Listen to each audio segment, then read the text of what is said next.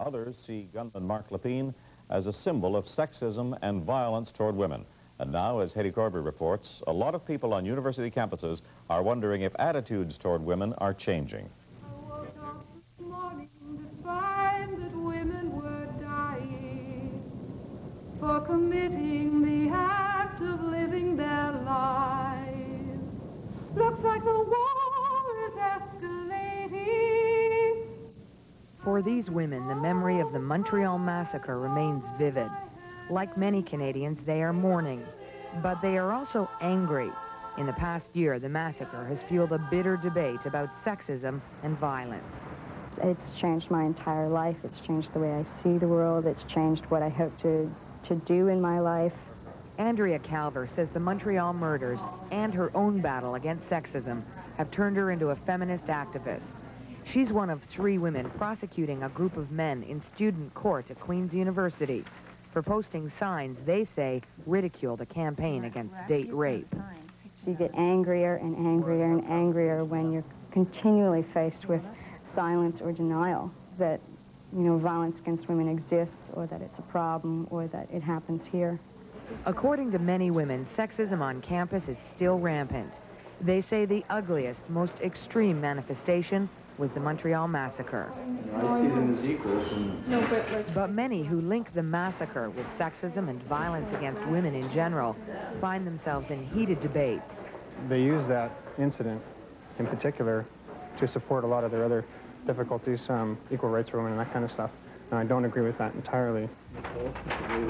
Attitudes like that upset Patrick Quinn, a professional engineer who believes the massacre was the result of a prevailing attitude towards women. Engineers and engineering associations could have done a lot more, and we could have accepted, I think, in a more honest way, that it did have something to do with engineering.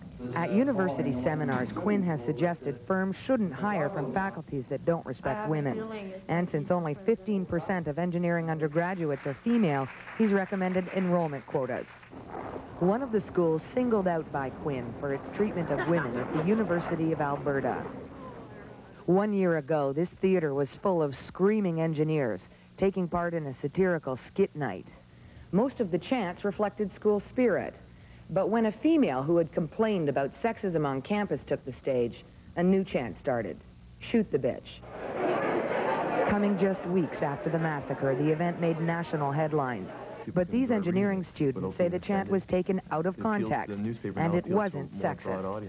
Well, they're seeing sexism in engineering, you know, and it's just not the way that they're seeing it. There isn't this, you know, sexist beast living in the engineering halls.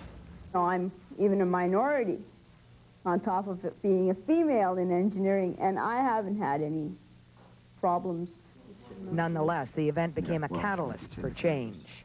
What they did was indefensible. It was a personal attack on an individual, and that just can't be defended. The dean set up a task force, and the president of the university commissioned another.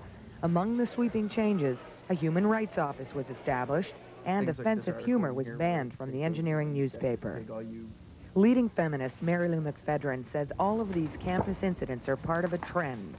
How many isolated incidents does it take to reach the conclusion that, in fact, they're not isolated, that there's a tremendous connection to all of them? We run into these problems. McPhedran says if roles of men and women are to change, it has to be through early education, such as this high school class in anti-violence.